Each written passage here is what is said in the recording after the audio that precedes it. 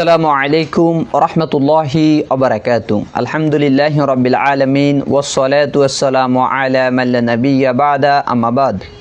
সমস্ত প্রশংসা আল্লাহ সুবহানাহু ওয়া তাআলার জন্য, দুরূদ এবং সালাম বর্ষিত হোক প্রিয় রাসূল মুহাম্মদ সাল্লাল্লাহু আলাইহি ওয়াসাল্লামের উপর। সংক্ষিপ্ত হজ্জের ইতিহাস সম্পর্কে আমরা জানব ইনশাআল্লাহ। আল্লাহ সুবহানাহু ওয়া তাআলার আদেশে নবী ইব্রাহিম আলাইহিস সালাম তার স্ত্রী হাজরা আলাইহিস সালামকে নিয়ে এবং শিশুপুত্র ইসমাইল আলাইহিস সালামকে নিয়ে যখন আরব উপদ্বীপে রেখে যায়, তখন থেকে হজ্জের ইতিহাস শুরু হয়।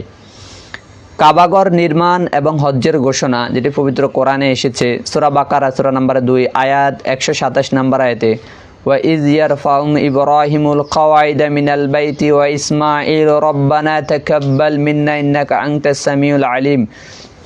যে ইব্রাহিম এবং ইসমাইল যখন তারা কাবার ভিত্তি প্রস্তর স্থাপন করে এবং বলে, হে আল্লাহ আমাদের পক্ষ থেকে কবুল করেন। ইব্রাহিম আলাইহিস সালাম এবং তার সন্তান ইসমাইল আলাইহিস সালাম তারা যখন কাবার ভিত্তিপ্রস্তর স্থাপন করে, তখন এটি আল্লাহ সুবহানাহু ওয়া তাআলাকে বলে, আমাদের পক্ষ থেকে হে আল্লাহ কবুল করেন।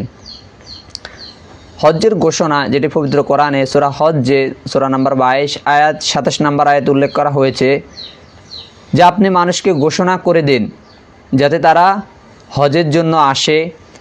দূর দূরান্ত থেকে কৃষকার পায়ে হেঁটে বাহনে চড়ে তারা এসে হজ করে। এবং জাহিলি যুগে অনেক কিছুর রদবদল হয়ে যায়, তারা হজ্জের সিস্টেম অনেকটা উলটপালট করে ফেলে। তার মধ্যে তারা তফ করত উলঙ্গ হয়ে, যেটি পবিত্র সহিহ বুখারীর হাদিসে এসেছে 1665 নম্বর হাদিসে। তারা উলঙ্গ হয়ে তফ করত হুমসগণ ব্যতীত। হুমস হচ্ছে কোরাইশ এবং কোরাইশদের ওরসজাত সন্তান সন্ততি, তারা ব্যতীত বাকিরা উলঙ্গ হয়ে তফ করত।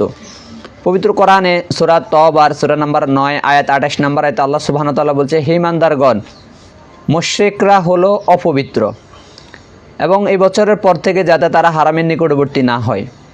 মুহাম্মদ সাল্লাল্লাহু আলাইহি সাল্লাম আবু বকর রাদিয়াল্লাহু আনহুকে নির্দেশ দেয়। এটি সহিহ বুখারীর হাদিস 1622 নম্বর হাদিস উল্লেখ করা হয়েছে যে এই বছরের পর থেকে যাতে তারা আর হজ না করে এবং তারা উলঙ্গ হয়ে তফ যাতে না করে। তাহলে তারা উলঙ্গ হয়ে তফ করত এবং তারা যে কাবার পেছন দিক দিয়ে তারা প্রবেশ করত, সামনের দরজা দিয়ে প্রবেশ করত না। আল্লাহ সুবহানাহু ওয়া তাআলা পবিত্র কোরআনে বলে সূরা বাকারা সূরা নম্বর 2 আয়াত 189 নম্বর আয়াতে যে পেছনের দরজা দিয়ে প্রবেশ করাতে কোনো পূর্ণ নেই। পূর্ণ খায়ের হচ্ছে যে আল্লাহ সুবহানাহু ওয়া তাআলার তাকওয়াতে।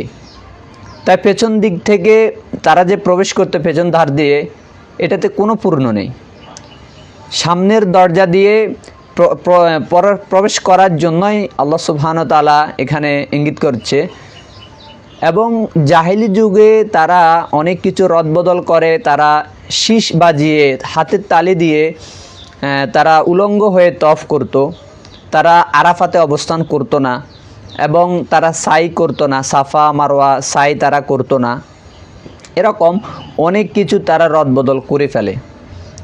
পরবর্তীতে উম্মতে মুহাম্মদ সাল্লাল্লাহু আলাইহি সাল্লামের সময় থেকে যে আবার হজ্জের পুরো নিয়ম কানুনগুলো সঠিকভাবে যে পালিত হয়ে আসছে, আল্লাহ সুবহানাহু ওয়া তাআলা সবাইকে এই হজ করার ফরজ পালন করার যে ধারাবাহিকতা এখন পর্যন্ত চলে আসছে, আল্লাহ সুবহানাহু ওয়া তাআলা সবাইকে উত্তমভাবে মাকবুল হজ, কবুলযোগ্য হজ করার আল্লাহ তৌফিক দান করুক। সুবহানাকাল্লাহুম্মা বিহামদিকা আশহাদু আল্লা ইলাহা ইল্লা আনতা আস্তাগফিরুকা ওয়া আতুবু ইলাইক। ওয়া আসসালামু আলাইকুম ওয়া রাহমাতুল্লাহি ওয়া বারাকাতুহু।